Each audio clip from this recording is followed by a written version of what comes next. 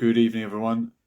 We're live on the day that South Africa went to the ICJ, and we didn't get a demand for a ceasefire, but almost as good as. Uncle Shady 786. If you want to come on and speak to me about South Africa and Palestine, just hit the button and we'll have a chat. I would love to have a chat with anybody who wants to reflect on this historic day. Were you following it? Do you think it matters? Maybe it doesn't matter. Does it make a difference to the people in Gaza if there's no ceasefire? If the bombs are still raining down on them? Or is it a symbolic victory? I would love to hear your thoughts. Anyone that wants to jump in. Middle East Beast, look, tonight's your night. If you want to speak to me, anyone is welcome to just press request and jump in. Same for you, Sarah Alabi. If you want to jump in, you can from over there. Where's the DJ? We're not DJing tonight. No DJing tonight. We're just talking all things news. The news. Were you watching the verdict as it came in around midday today? I was at work, but I had a sneaky look on the laptop, and I was positive. It looked promising early on. Up the tyrants. Who are the tyrants in this context, Lambi Alfie? Who are you calling tyrants? Who is tyrannical in your view? Am I happy with the outcome? It's not it's not a happy time, is it? It's not a happy time, but we want to look for some kind of victory. I know the other side are looking for a victory. Did you see a man like Putin go to Saudi? Middle East Beast. I was not aware that Putin went to Saudi. Would Putin be safe in Saudi? Are they not at odds with each other? Or are Saudi playing both sides? Are they somewhere in the middle? A lot of people will be questioning what side they were on in all of this. A lot of people are going to be taking a long look in the mirror as the sides polarize, and obviously BRICS is a factor, and it's very dangerous to go down the road of my enemy's enemy is my friend. But sometimes it makes sense.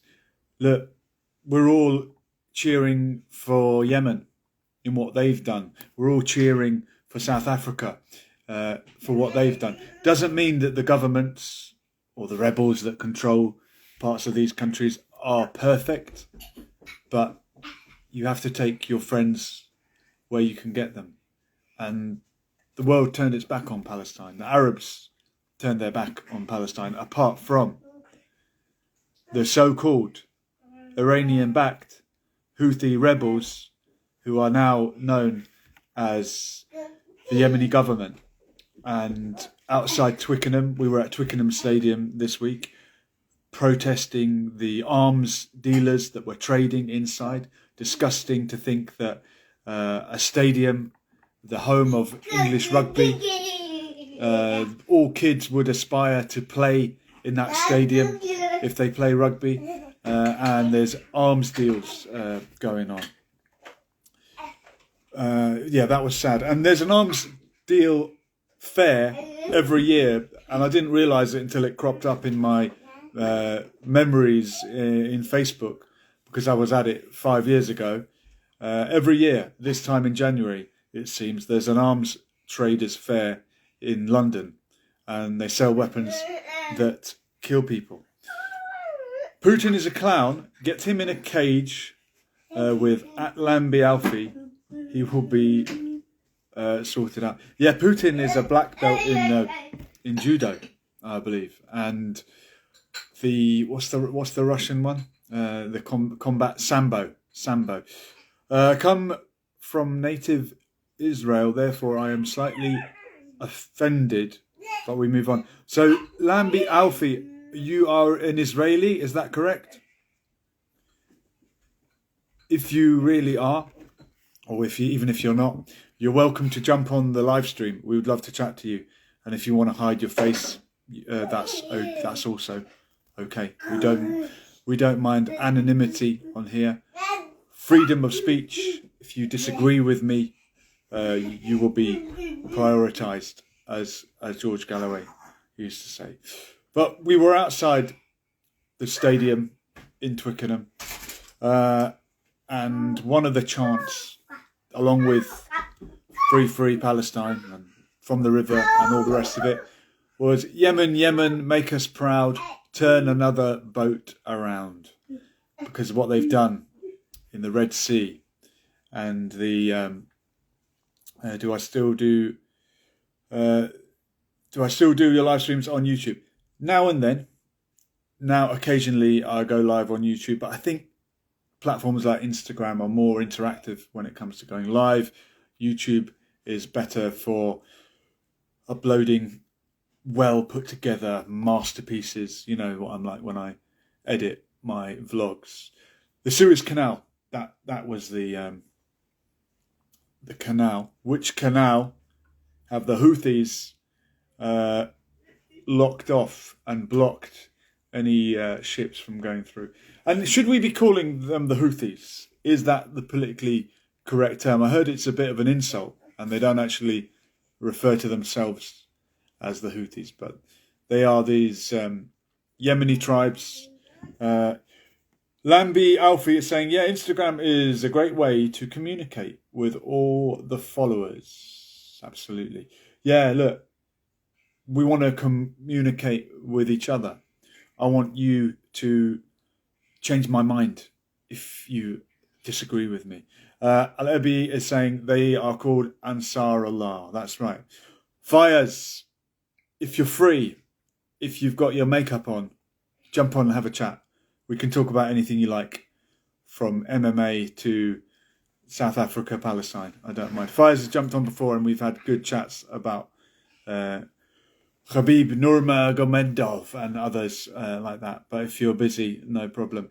Xavier has joined. Anyone is welcome if you want to come and discuss with me the events of today. You'd be very welcome. The name of the Houthis is the Ansar Allah. Ansar means they're helpers, if I'm correct. The ones that give you victory. Nasr is victory, so the Ansar are the ones that give you victory. And Lambi is doing a good McGregor impression. Very nice one. And I believe at the time of the Prophet, there were two groups of Sahabas. In a minute, I'll confirm this. The Ansar, who were the helpers, and the Muhajirun, the immigrators. Is that right? There was the Ansar and the Muhajirun, and they had something of a dispute or a rivalry between the two. Yes. And things were smoothed over in the end. So I hope that's what can happen throughout the world. All these factions. Yo, Fires, yo to you. Wa alaikum, yo to you. And I would love it if you jump on, Mr. Baksh, but if it's not possible, you know, I'll understand. So yeah, that's the Houthis' politically correct name, the Ansar Allah. We always call them the Iranian-backed rebels because they're backed by the government of Iran, who share a religious background with them. They are a different sect of Shia. The Iranian government, the Islamic Republic, are what you would call mainstream 12 Shia. They follow the 12 Imams. Well, they're waiting for the return of the 12th Imam. The Zaydis are also Shia.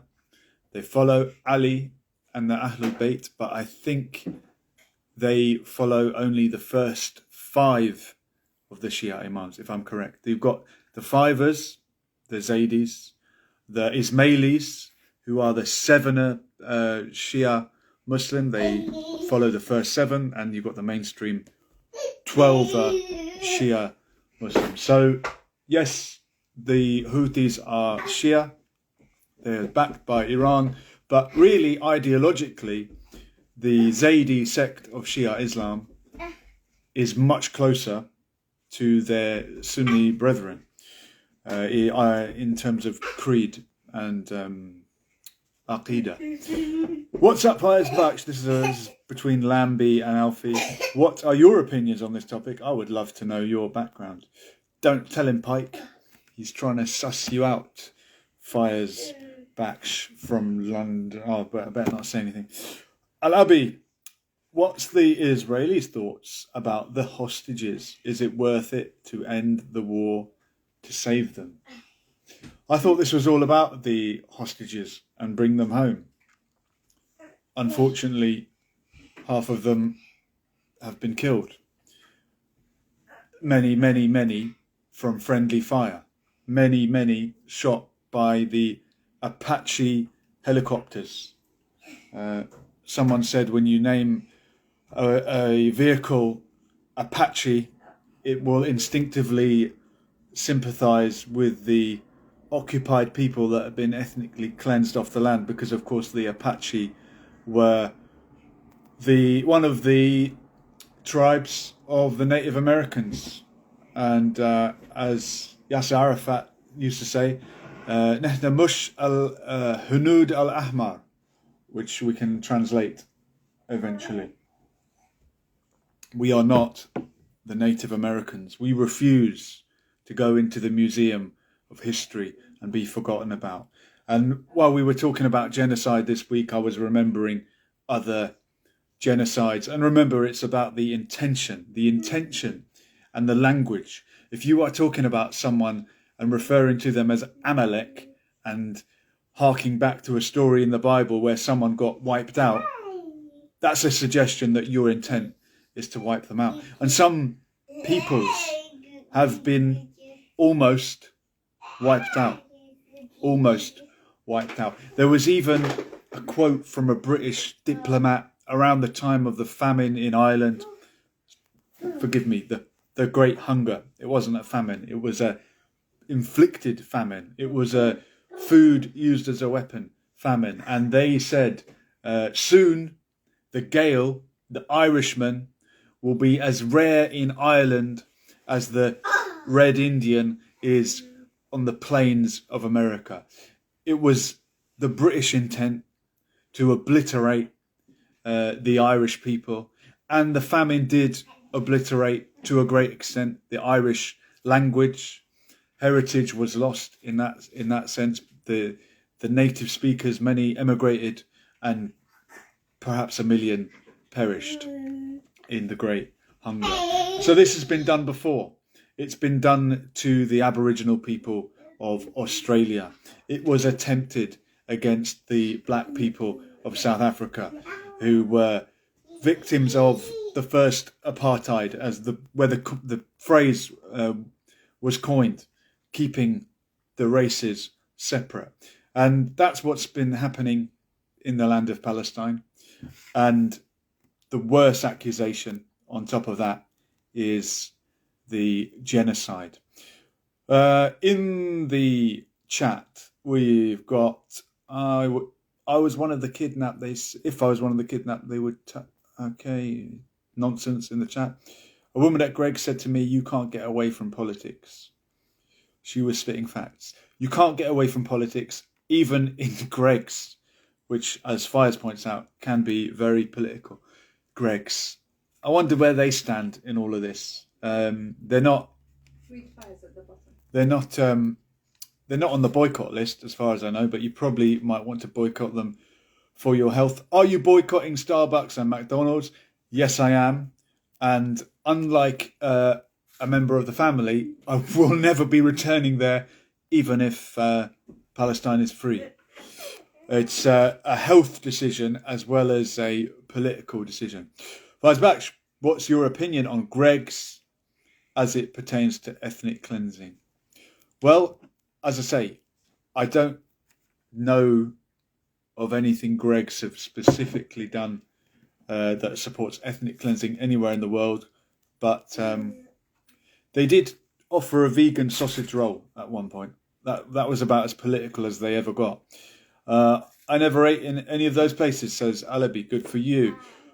Middle East Beast. Starbucks is dead. McDonald's goes hard. Not you. Okay. What about Greggs Pizza? Never had a pizza from Greggs. But if anyone wants to come on and tell me their favourite food, if that's the level that we're at on a Friday night, on the day that the ICJ ruled that within 30 days Israel must do everything it can to prevent any continued genocide. What else other than a ceasefire could tick that box? You tell me. School kids like their pizza, is quite affordable. Yeah, that's always good to know. Gilad Atzmon, who is a great expert on all these things, he mentioned something about the verdict today saving Benjamin Netanyahu from himself. And remember, Netanyahu was on the verge of being ousted. His people were turning against him. He is from the right-wing party, the Likud party in Israel. The equivalent, I mean, is anything the equivalent? I don't know. In the UK, we have the Tories on the right and Labour on the left, supposedly. If you're viewing us in America, Democrats and Republicans. Likud is this right-wing party, and you've got the Labour Party on the opposite side, who would be regarded as the left. And Netanyahu was on the verge of driving home a bill to remove the power of the courts in Israel.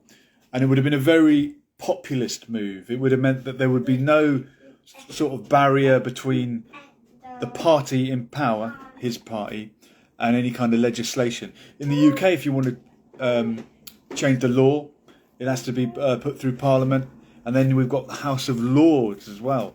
And in Ireland, you have the Shanad, the Senate, sort of like they're not elected, they're appointed. It's an extra layer of power.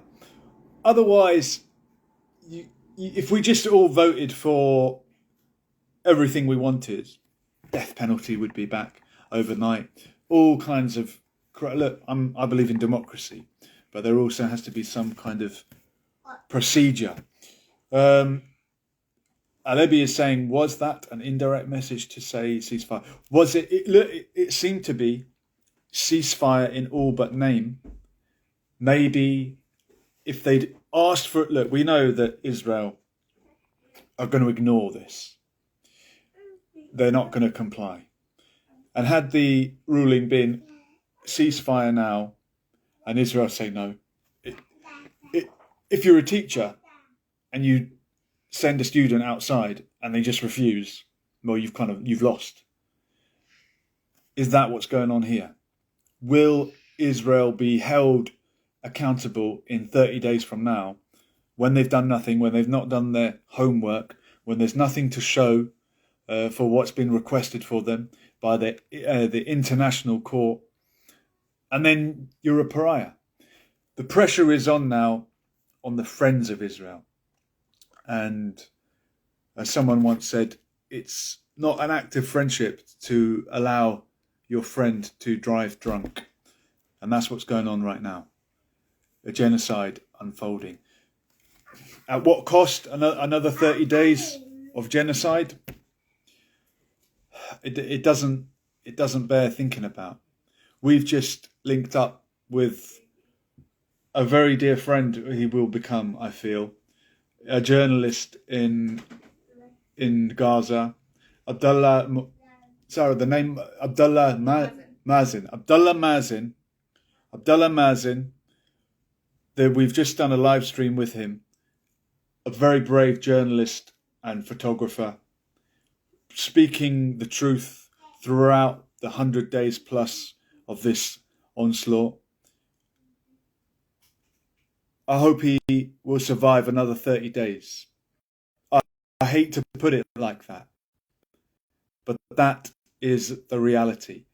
Every day, it's more lives lost, isn't it?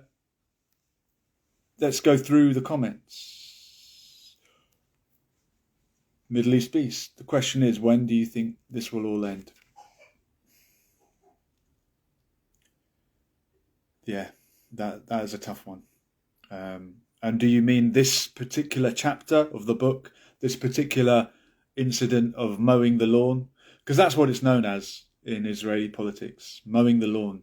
Every few years, go into Gaza, mow it back. And the intention here, and this is part of genocide, removing the people from the land, demanding that they get out from the north. And it looks like we're helping you. We want to prevent any unnecessary casualties. Just get out of the north so we can take on the armed combatants. And some people took that advice and headed south. And they were attacked on their way and when they got there. And we're talking about buffer zones being set up. What is a buffer zone? There will have to be a buffer zone between Gaza and Israel proper when all of this is done. A buffer zone is that creeping border. And if you've seen the very famous images of the maps from the 1920s and then what happened in 1947 partition plan, then the reality on the ground in 1948 when more land was grabbed, then 1967 with the Nakba, the setback, the 6 Days War and occupation, which took not only Gaza, the West Bank and East Jerusalem, but the Sinai.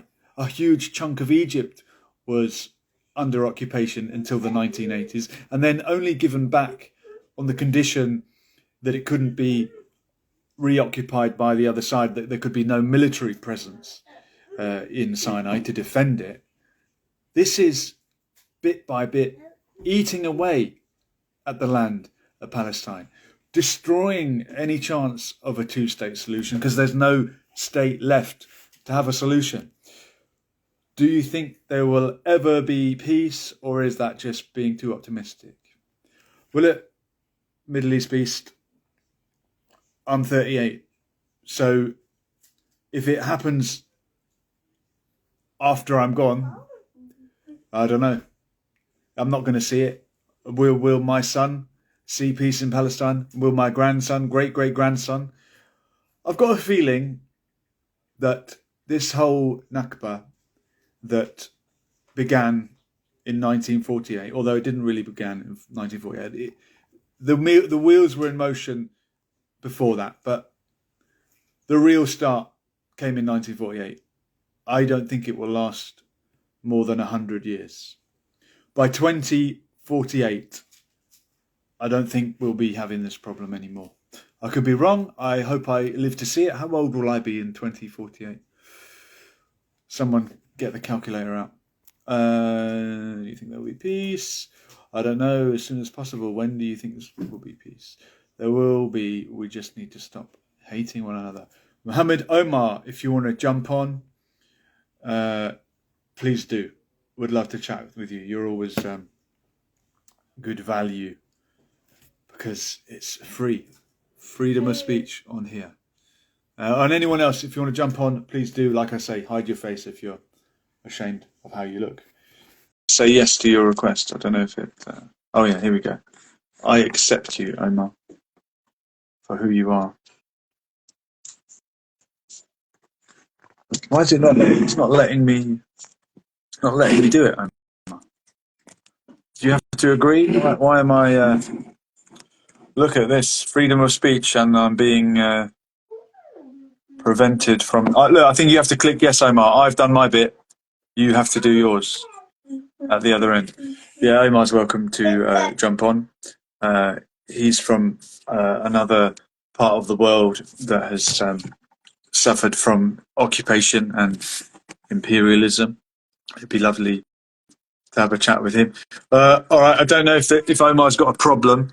If anyone else wants to try, just to give it. Look, Omar, I'm going to. I've accepted it. I'm going to cancel it, and then you're going to press it again, please. Or I'll try and request it from you. You tell me if you get it, and you can jump on. And I hope we do get Omar, because he has actually visited South Africa. Omar, there we go. I can see myself. I'm fine. For some reason, I can see myself. I can't see you. I can see you, and I can see me, and we both look good. I have to say. You've been to South Africa. You're not there now, are you? I'm not there now, no. But I have stayed in a place called Rondebosch in the Cape, in the southern part of South What's Africa. the demographics like in that part of South Africa? Because it's the Rainbow Nation. Yeah, I would say Rondebosch is a very affluent part of Africa where I only saw white people. There weren't many black people around, which is fine. That must have been disappointing. No, it wasn't disappointing. I don't have that kind of. I don't have a preference in people. I don't want to be. Yeah, I'm joking. I just know that I don't know why I can't. Why can I not see you? You're not missing much. Don't worry about it. In South Africa, do you sense that solidarity with Palestine is a common thing? Is it across the board, or is it only a certain left-wing type of politically motivated person that would stand with Palestine? Dr. Khalid Mohammed once said that. Well, he said a lot about South Africa. I don't want to really re-mention it, as I think we'll probably get cut off. But I would say most of South Africans do support South Africa. You've got the very wealthy. I beg your pardon. Thank you. Who support Palestine and support South Africa too. But it's the very elite who are involved in jewelry. They don't seem to be too keen on Palestine. Is that as in diamonds and that sort of thing? Yes. Okay. Interesting. What country are you in, Omar? Someone is asking. In Greece. In Naxos. You're in Greece? Naxos. Very good. What about the word on the street in Greek? Are the Greeks standing with Palestine? The Greeks, where I am, it's a place called Naxos, and it's very Christian and Orthodox kind of Greek Christian. They are, I would say, closer to the other side. I wouldn't say. And I'm in a small island. Why would an Orthodox Christian be with the other side? I mean, was it not the third oldest church in the world, Greek Orthodox or Eastern Orthodox, blown up by Israel a few weeks ago? Yeah, but I think it's a deeper thing that they have, that these people, I sometimes, the ones that I'm friendly with, I say to them, look, these people are responsible for taking the life of our Lord and Savior, Jesus Christ himself. And they're like, yes. Okay. Yes, so when I mentioned this to them, expecting them to kind of side with Palestine, instead they say, hey, well, because of what they did, we are saved. Those people, I mean, Omar, that's we don't let the sins of the father be on the son. It's not Jewish people today, if that's what you're getting at.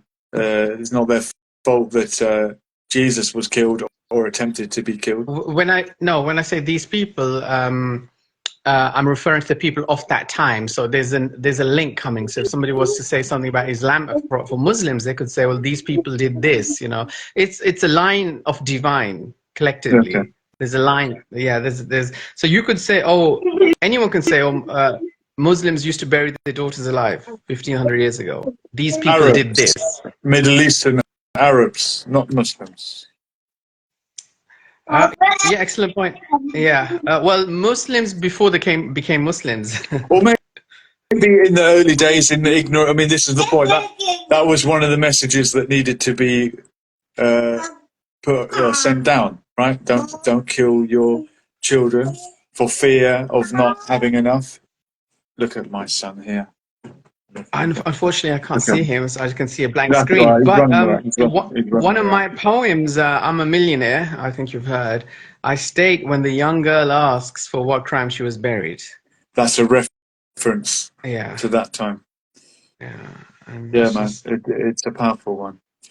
On the topic of the Greek versus Turkish dispute, historically, a lot of the Greek Cypriots had a great solidarity with the Palestinians, even though Palestine is a majority Muslim country, but historically 10% Muslim, and many of those, 10% Christian, and many of those Christians, Greek or Eastern Orthodox, like the Cypriots.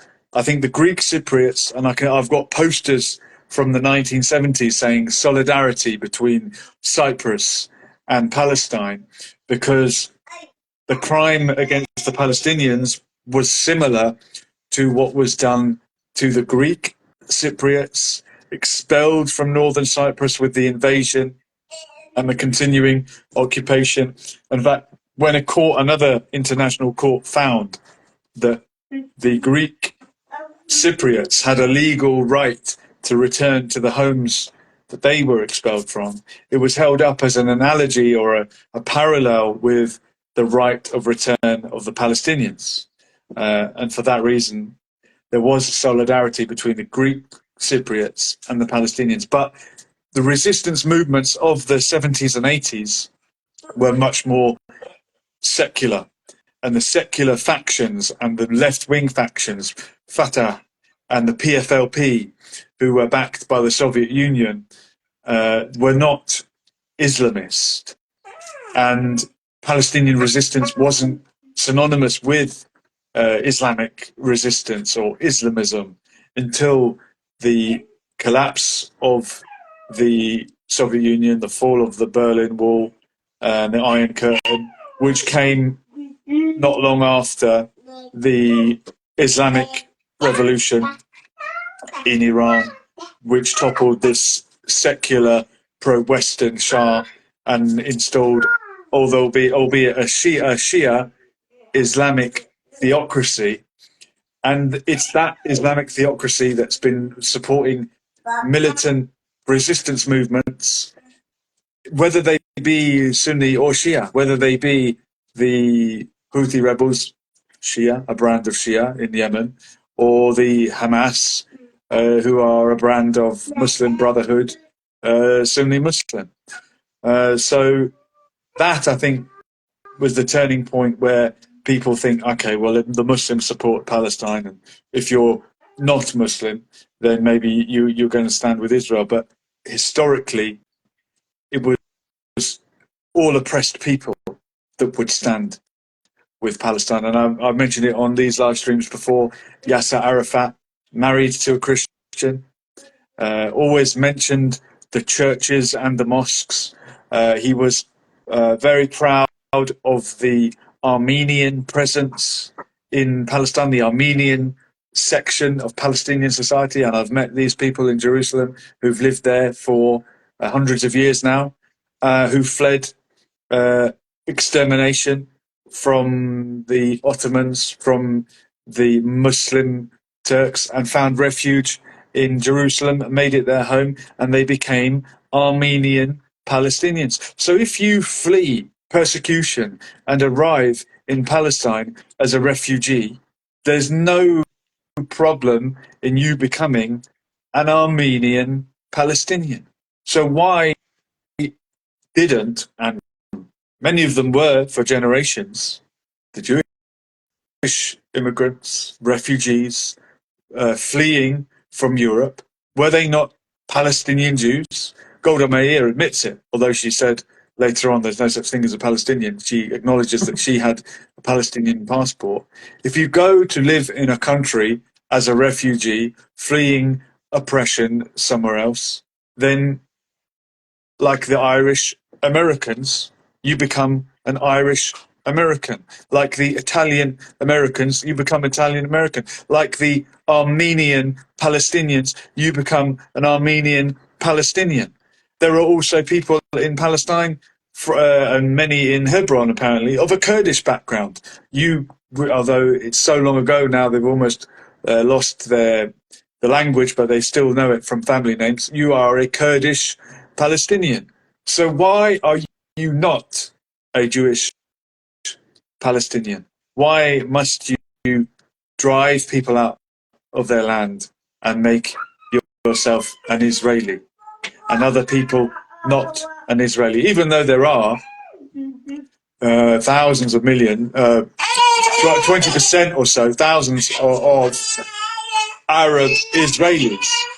There just can't be too many. There just can't be too many. I think you were a fan of Hugo Chavez, and I know one of your sheikhs, Imran Hussein, was also a huge fan. He said something very interesting, and I'm surprised I haven't heard it ever since he mentioned it. I believe I saw it on your channel. It was that in 2008, I think around that time, was it 2007, Jews were expelled from Gaza. Do you recall, sir? 2005, maybe 6, 2005. Okay, fine. Israel withdrew the settlements in Gaza. They're getting ready to go back in, by the way. It's not been 20 years and they're getting ready to go back in. So to say Jews, well, the settlements are Jewish-only colonies. This is where the apartheid is happening. It wasn't actually just the settlements, the illegal settlements. There were people who were Jewish, were living perfectly fine in actual Gaza. They had synagogues, they had homes, they had everything. In 2004, 2005, maybe before 1948, possibly. Maybe there would have been community. Look, there are Jewish graves in Gaza that have been protected by the Palestinians in Gaza, and the war graves from British soldiers that have been cared for and protected since the time of the First World War. For 100 years, these graves have been protected. But what is this withdrawal from Gaza? So what was I watching? When I was watching on TV, and I remember this distinctively, the Jewish soldiers, the Israeli soldiers, were forcing Jewish people out of their synagogues, out of their homes, and saying, look, we're going to move. I remember James Whale speaking about this to... Okay, so this is in the last 20 years. It was in colour TV, yeah? Yes, it was. And you're talking about the withdrawal from Gaza when the settlements were evacuated, Omar. But the settlements were they illegal settlements? So the settlements are illegal under international law. They're illegal. Okay. They are legal according to Israeli law, but there are also some what they call outposts, which are not official and are technically not legal under Israeli law as well. Either way, they were. We agree that they were evacuated from those places. Now, Hugo Chavez, on your channel, I saw in 2005, and I remember another guy you've met. He's up from the Highlands. What's his name? The guy that's always banned from radio stations. George Galloway. No, he's banned. You met him in Speaker's Corner. You spoke about it on radio with Ian Lee. And he's Scottish guy. Yeah.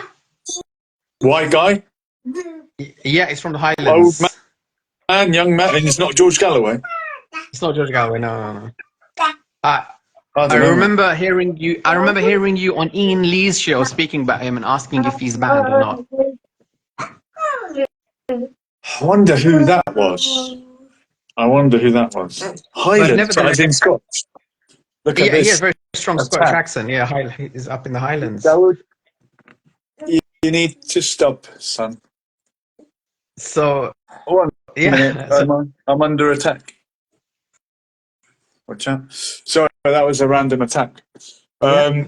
Stay safe. So either way, who are you talking about that I met? I think you'll remember about 4 in the morning. You'll wake up and say, "Oh, that guy." A famous Scottish person. In Speaker's corner around the Corona time, I remember hearing your radio call in with Ian Lee. You were asking, is this person banned or not? And he said, no, he's not. Are you You sure can they're call him. Scottish, or have you imagined that? He's up from the Highlands. Or either way, I'm pretty sure it's Ken. His name is Ken from the Highlands. Ken from the Highland. Okay, yeah. Yes, I Yeah? know. He's Yeah? a caller that often calls TalkSport, and he's a religious nutter.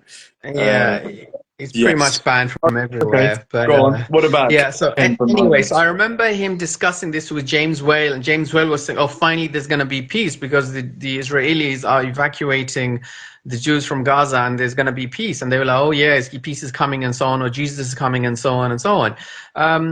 On your channel, I heard a statement, I think it was a collaboration that you had made a kind of mix between Sheikh Imran Hussein and Hugo Chavez. And Yes. in that episode, in that kind of section, Hugo Chavez is saying, and I think he may have said this at the UN, but either way, I saw on your channel, he's saying the only reason that the Jewish people are being evacuated from Gaza is so Netanyahu or the Jewish Israeli government can bomb Gaza indiscriminately. That's an interesting point. And I heard that on your show many years ago, probably, I don't know, 10, 15 years ago or longer even, and I haven't heard it ever again.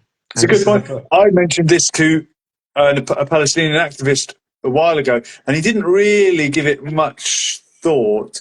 I said, is part of the reason Gaza gets hit much harder than the West Bank, because riddled within the West Bank are the Israeli settlements, and it would be hard to rain terror down on them without killing your own people. But of course, over 100 hostages have been killed in Gaza recently. So the human shield theory didn't seem to work. Yeah, but I'm assuming that the hostages, the bombs that were dropped indiscriminately, the Jewish authorities were completely unaware that there are hostages in that section if they were killed. I don't think they would just, purposely, eliminate the hostages. But either way, it still doesn't make any sense if we're, and I heard this on eliminate the hostages. Have you heard of the Hannibal doctrine? Tell me about it. I have heard of it.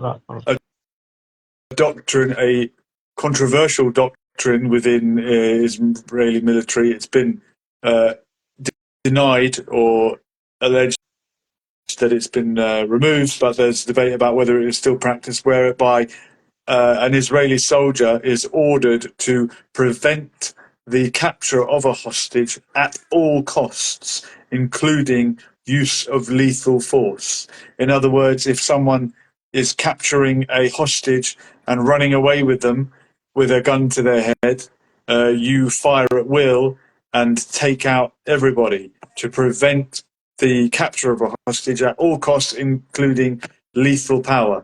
And it's alleged that happened on October 7th, and it may have happened since then. Well, even October the 7th, what we're hearing on the last show that I saw with Joseph, we had another Jewish man speaking to him regarding this. He was Jewish, and he said, listen, even what happened on the 7th, they are questioning. So it's, I won't really say, the Hamas could have done what they said. I won't, I don't want to justify or vindicate them whatsoever, but he seemed so adamant and so determined that those people would not do this. This was done by Israelis shooting indiscriminately. What's the point of killing people? They wanted hostages. So I'm not sure what's going on. I'm really confused. I'm sure you are too, and everyone watching is. Absolutely. The truth lies somewhere in the middle. I have no doubt that Hamas killed people, intended to kill some people, and intended to take hostages. Somebody said to you, Hamas didn't. What's the point of killing people? They're there to take people. It would make sense to people. I'm going, let's say, for argument's sake, take the Israeli argument. I'm sure Hamas have killed in the past and would kill and if it's a military target, how many of the people that they killed were military? Very, very, very, very many. You could say in a war that that's a legitimate target. But for argument's sake, they are killing people. Many, many, many were also killed by friendly fire, and we know that now. Abi is saying your voice sounds weird now. That's a funny coincidence. That could Let's talk be about the me. football, Omar. Who do you think is going to win tomorrow? I don't know. You can get a bit paranoid sometimes. We talk about certain things and then funny things. Oh, look at that. It's a sign. That's not a good sign. The flag has fallen down. The South African flag. Why did they make it a flag like this, Omar? What's the story of the Rainbow Nation? Do you know? Well, I can't see. Unfortunately, I can't see you on the screen. Usually, I get a good glimpse. Well, I've got my South African flag here. I'm sure you know what it looks like. It's got blue. It's got green, yellow, black, and red. The Rainbow Nation. Why? Also, alongside that, why does the Bangladeshi? Why does the Bangladeshi, formerly East Pakistan, have a flag that resembles China with the Japan rather, with the dot in the middle? The land of the rising sun. I don't know the story of the Bangladeshi flag. I'm normally good with flags. I know the Pakistan flag has 1/5 white stripe down the side of it to represent the 1/5 non-Muslim minority, which they are sworn to protect. Which was a very honourable thing Mr. Mohammed Jinnah came up with. Yes, I've seen his picture in the Wagah border. Here in Greece, if I could just turn the topic a little bit and ask your opinion on something. Here in Greece, there's a gentleman that I met. There's probably in Naxos, there's only about 400, 500 people max. And there's one man who I saw working the supermarket, and he looked a bit Asian, so I just decided, and he looked bored, so naturally I thought I'll just strike up a conversation with him, and I asked him where he's from. He said, I'm from Pakistan. And I said, great, how long were you born here? And he said, no, I came here. And I said, well, how did you come here? And he said, well, I came walking. I was like, what? You came walking from, and I thought maybe he meant Athens, because Naxos is a tiny island. Wow. I said, so you swam or you came on a boat? Oh, no, he goes, I came walking. I said, you came walking from Athens? He said, no, I came walking from Pakistan. From Pakistan? Pakistan, through Iran, through Turkey, through Athens, and into Naxos. Wow. And first day he came, he was arrested, because this is a small place. When somebody, you can easily tell somebody's foreign here immediately. Although the Greeks do look very they have dark hair and dark eyes like us. But so he was arrested on the first day that he came here. Now, how is he working in a supermarket? He told me that the authorities, they asked him to detail his journey from beginning to end, which he did. And when they verified this, they felt so sorry for him, they didn't want to send him back, because he had taken him, I don't know how many years to get to Naxos. So they gave him some sort of work visa thing. And so my question to you is this: why did he feel the need to get up and walk all the way to Naxos? People want to better their lives, don't they? If Alexander the Great can walk the same route but in the other direction, why not? Maybe he's one of his descendants. There are a Greek community in Afghanistan from the time of Alexander the Great, Secunda. So maybe he has the right. Maybe he has the right to return. If your grandparent came from somewhere 2,000 years ago, you can go and live there apparently in somebody else's house. Yeah, I'm glad you took it back there. Absolutely, it's shocking if you think about it. It's mind-boggling, as they say, and puzzling. That we all come from Africa, right? We all used to live in Africa, yeah. Well, that's irrelevant, Julian. The thing is, I bought my house. If somebody came to this house and said, "Look, get out," and I would say, "Why?" Well, this was my It's just unbelievably ridiculous. In fact, let's turn that around and let's say somebody stabbed somebody to death, and if they did that and you ask them, hey, what the heck did you do, and you say, don't worry, his grandfather killed my grandfather, it just makes no sense. And I am very disturbed by such I was going to say tiny minority, but such a majority of people actually just living by that philosophy. It just makes no sense to me. Maybe it's... You could have interviewed the Pakistani guy who walked to Greece. The thing is, with these topics, you don't want to delve in too much. You don't, because obviously it wouldn't have been an easy experience. In Morocco, I met Nigerians on the streets, and Nigerians, they don't really speak Arabic, and they don't speak French and Spanish, but they do speak English. So when I was in Morocco, on the streets regularly, I would see people just sitting there doing absolutely nothing and asking for money. And I became friends with them somewhat, and I got them I gave them some jobs, like as in cleaning jobs and so on.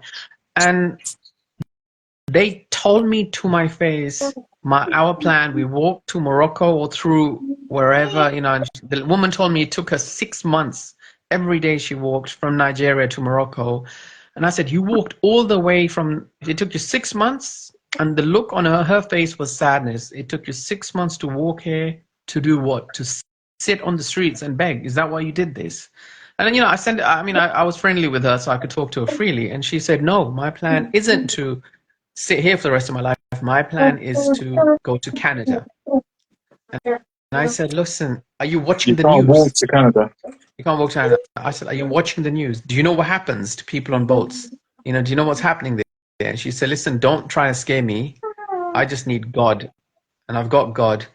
And I pray, and I'm going to go for it. And that's when I realized, no matter what I say, this woman is going to just go for it.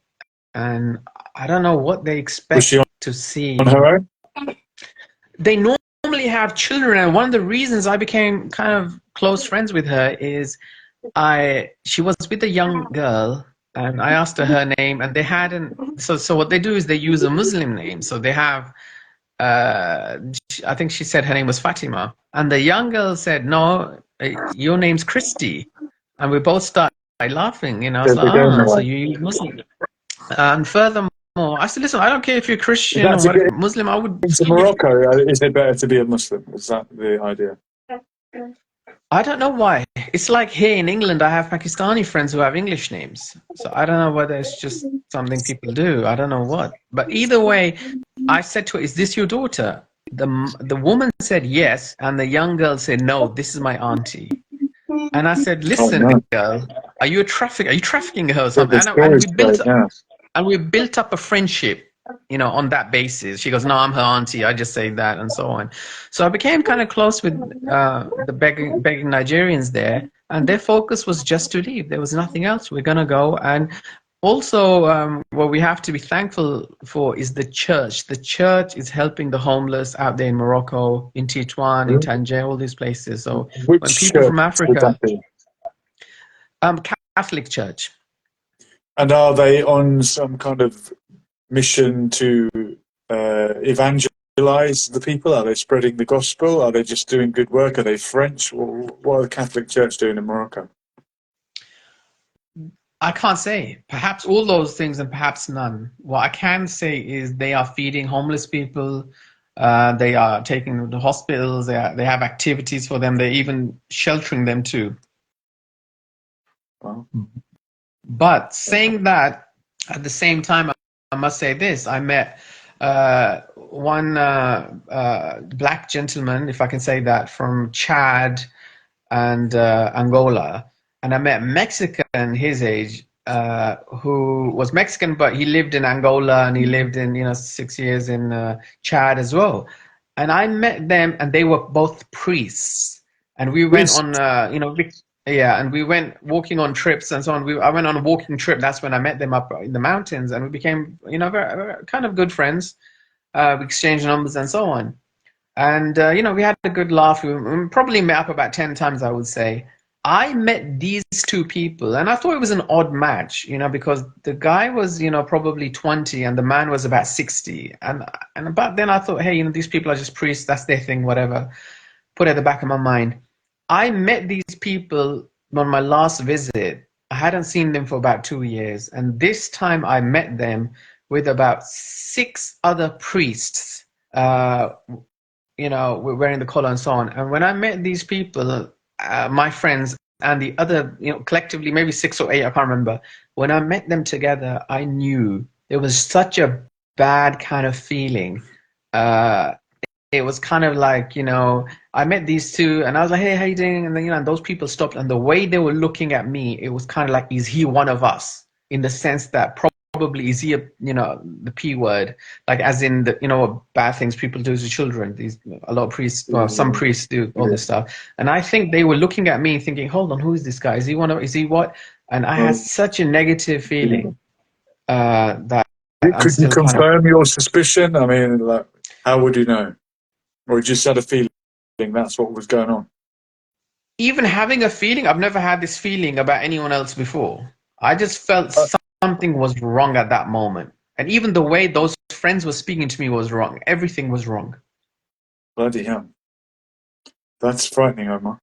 But the You've, church is helping people out there. So thank you to the church. yeah, well, yeah. On the bright side, look on the bright side.